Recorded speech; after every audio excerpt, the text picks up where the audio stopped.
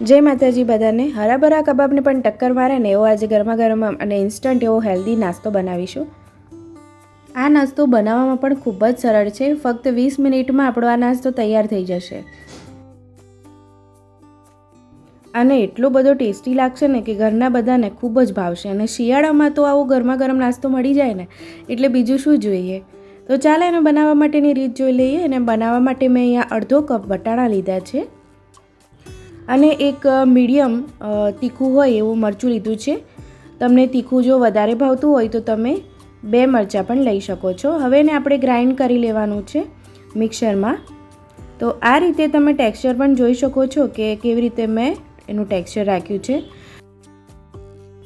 તો હવે આને આપણે સાઈડ ઉપર મૂકીશું અને બીજી બાજુ આપણે કઢાઈ લેવાની છે.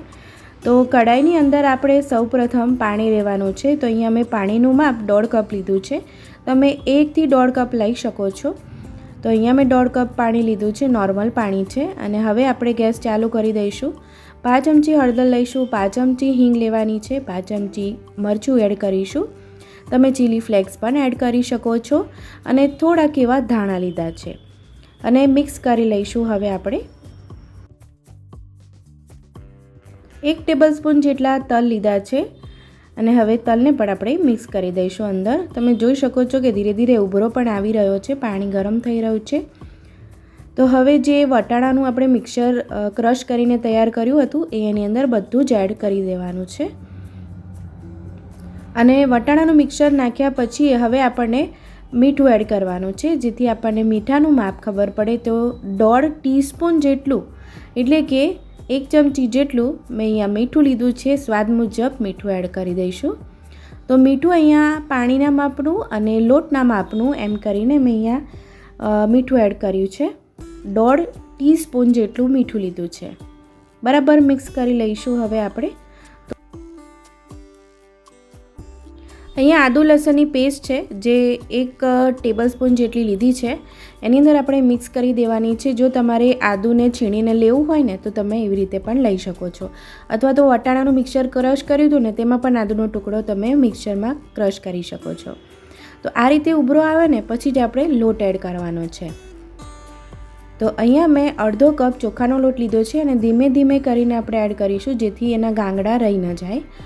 અડધો કપ ચોખાનો લોટ લઈશું અને અડધો કપ મેં અહીંયા રોટલીનો લોટ જે નોર્મલ આપણા ઘરે હોય છે એ લીધો છે.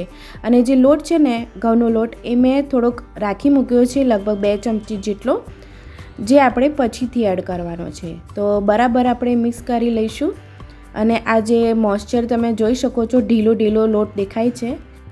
તો સરસ એવું બાઇન્ડિંગ આવી જાય ને આવી રીતે પછી જ આપણે ગેસ બંધ કરીને એક વાડકામાં કાઢી લેવાનો છે. અને પછી જે આપણે થોડોક 2 થી 3 ચમચી જેટલો ઘઉંનો લોટ બાકી રાખ્યો હતો ને એ એની અંદર આપણે એડ કરી દઈશું. તો ટોટલ આપણે અડધો કપ ચોખાનો લોટ અને અડધો કપ ઘઉંનો લોટ લીધો છે. મોવણ માટે આપણે તેલ એડ કરીશું. 1 ટેબલસ્પૂન જેટલું મેં અહીંયા સિંગ તેલ લીધું છે, તમે કોઈ પણ તેલ લઈ શકો છો. થોડાક ધાણા એડ કરી દઈશું અને તેલવાળો હાથ કરીને આપણે થોડુંક થેપી લઈશું. પછી નાના નાના ગુલ્લા એવા ટીકી જેવો આપણે શેપ આપ્યો છે. અહીંયા તમને જે શેપ ગમે ને એવો શેપ તમે આપી શકો છો. અને આની ખાસિયત શું છે ખબર છે? જ્યારે પણ આપણે આને તળીશું ને તો બિલકુલ છૂટું જ નહીં પડે. ઘણી વખત ઘણાને આપણે હરાભરા કબાબ કે કોઈપણ જાતની ટીકી બનાવતા હોઈએ છીએ ને ત્યારે તળીએ ને તે વખતે છૂટી પડી જાય છે. તો આ રીતે તમે એકવાર નાસ્તો બનાવશો ને તો બિલકુલ છૂટી નહીં પડે અને ખાવામાં પણ એટલી ટેસ્ટી લાગે છે. તો હવે બીજી બાજુ મેં જાડી તળિયાવાળી કઢાઈમાં આ રીતે તેલ ગરમ કરવા મૂકી દીધું હતું અને હવે આપણે ધીમે ધીમે કરીને બધી ટીકી અંદર એડ કરી દેવાની છે. લગભગ 6 થી 7 જેવી તમે એકસાથે ટીકી તળી શકો છો. જારા કે ચમચીની મદદથી આપણે ઉલટપુલટ કરીને બરાબર ચડવી લેવાની છે. અને આ ટીકીને ચડતા લગભગ તમને medium two fast gas flame રાખીને જ તળવાની છે. તો 2 થી 2.5 મિનિટનો સમય લાગશે અને આપણી ટીકી તૈયાર થઈ જશે.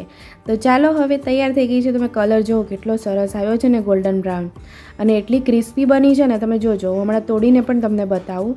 બહુ જ સરસ બની છે. અને આને તમે લીલી ચટણી જે નોર્મલ આપણે ઘરે બનાવતા હોઈએ ને એની સાથે સર્વ કરશો ને તો ખૂબ જ ટેસ્ટી લાગશે, અથવા તો તમે કેચઅપ સાથે પણ ખાઈ શકો છો.